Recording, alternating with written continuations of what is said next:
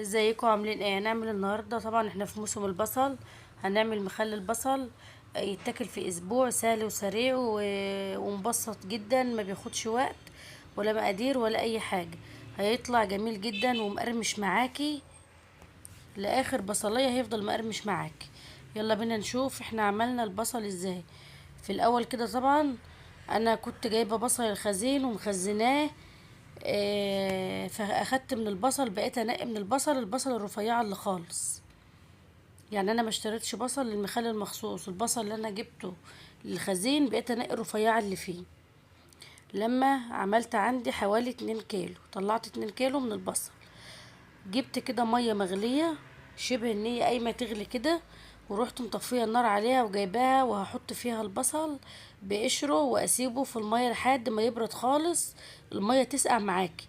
العمليه دي بتسهل عليكي تقشير البصل فقط لا غير، متعملش حاجه تانية الا كده. احنا كنا زمان، ايام زمان، الناس الكبيره كانوا بيعملوا ايه؟ كانوا بيجيبوا البصل دوت ويحطوه في الميه كده بال15 يوم. فطبعا ما عادش بقى حد بيعمل كده. يعني كل حاجة احنا عدنا في عصر السرعة، فكل حاجة عادت بتبقى سريعة كده. فاحنا بنعمل ايه بقى دلوقتي؟ فاحنا بنسخن المية لدرجة الغليان على النار، وبعد كده بنسقط البصل فيها وبنسيبه خالص لحد ما المية تبرد تماما، ساعة 2 3 4. المهم ان المية تبرد تماما خالص من البصل. العملية دي زي ما انا قلت بتسهل عليكي تقشير البصل فقط لا غير، بتعملش حاجة تانية.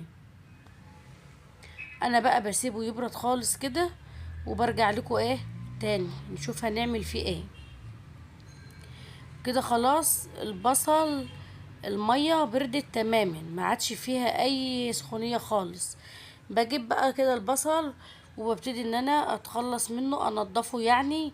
بشيل الحتة اللي هي فوق دي والحتة اللي تحت، العود بتاع البصلايه اللي تحت كده، وبنضف البصلايه بالشكل ده كده. شايفه انا حايشه البصل الصغير اللي خالص. فانت اما تجيبي بصل الخزين، احنا طبعا في الموسم بتاع البصل، الوقت البصل هاجم الوقت وكتير، فانا بجيبه فبنقي منها البصل الصغيره كده وبحوشها اعملها للمخلل. ده بصل احمر، ممكن ينفع برضو جدا البصل الابيض، وبيبقى الحرارة بتاعته هادية شوية عن البصل الاحمر كمان. بس انا عشان انا مخزنة بصل احمر فحشت منه، نقطت كده منه البصل الصغير عملته. بنضفها كده بالشكل ده كده، بنضف كل الكمية اللي معايا دي.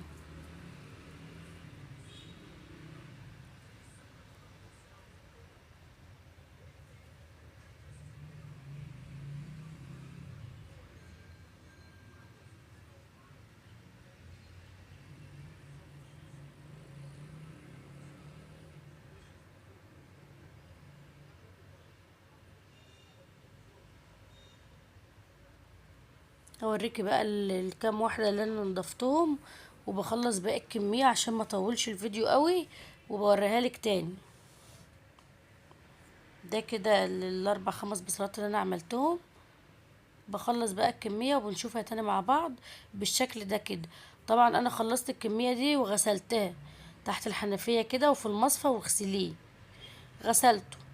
يلا بينا بقى نشوف هنعمل الخلطة بتاعته ازاي. الخلطة هنا معايا، الاول كده بجيب بولة فاضية. الخلطة معايا عبارة عن ايه؟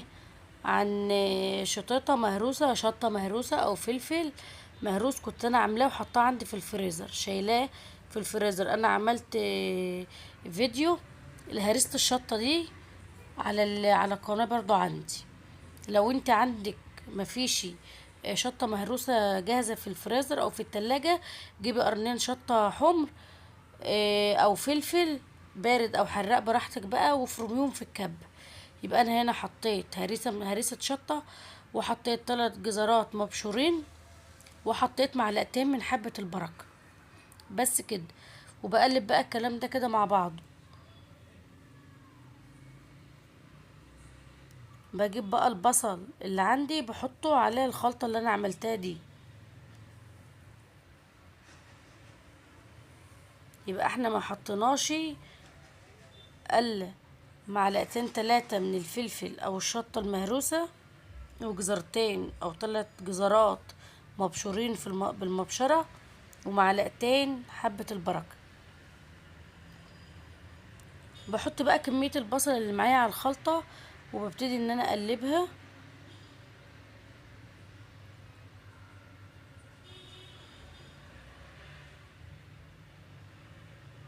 بالشكل ده كده. معايا بقى المحلول، نركن بقى ده على جنب، ومعايا المحلول اللي انا المفروض احط فيه الملح واحطه على البصل. في الاول كده انا بس اعبي بس البصل في العلبة الاول، وبوريكم المحلول انا عملته ازاي.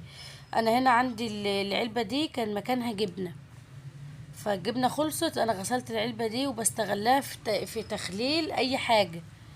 فانا هنا هحط البصل في العلبة، يا دوبك هي العلبة اخدت ال2 كيلو معايا. حطي بقى في علبة، في برطمان، بس المهم ان تكون حاجة لها غطاء عشان تبقى محكمة الغلق.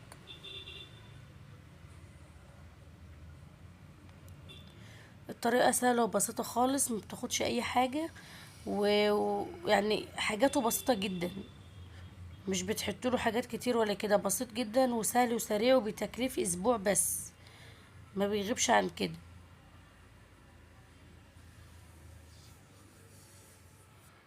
انا هنا بقى معايا المحلول، لكل لتر ميه ربع كوبايه ملح. ده الحدوقيه المظبوطه، عايزه بقى تحدقي انت عن كده براحتك، بس هو المظبوط لكل لتر ميه ربع كوبايه ملح. خدي بالك، دي الحدوقيه المظبوطه. فتحت عليه وحساه ان هو دلع، عادي زودوله معلقه ملح في الميه بتاعته عادي خالص، وقلبيها وخلاص.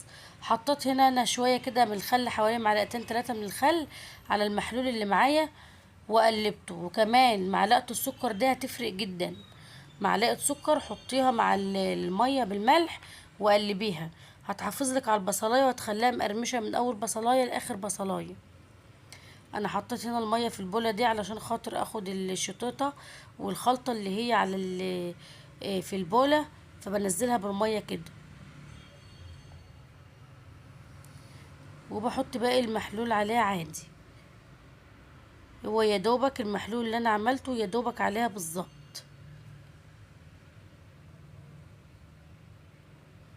تمام او كده، خلاص كده.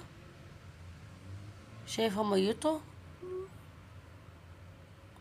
ده بيتاكل بعد اسبوع بالظبط، افتحي عليه عادي وكليه. يا دوبك العلبة خدت ال2 كيلو، والمحلول مظبوط 100% بالظبط. بجيب بقى كيس تلاجة، وبفتح كيس التلاجة كده وبحطه على وش العلبة، وبغطي العلبة. يا ريت بقى لو الفيديو عجبك وحسيت ان انت استفدتي من البصل وما اشتركتيش في القناة، اشتركي في القناة وفعلي الجرس وحطيلي لايك علشان يوصلك كل جديد.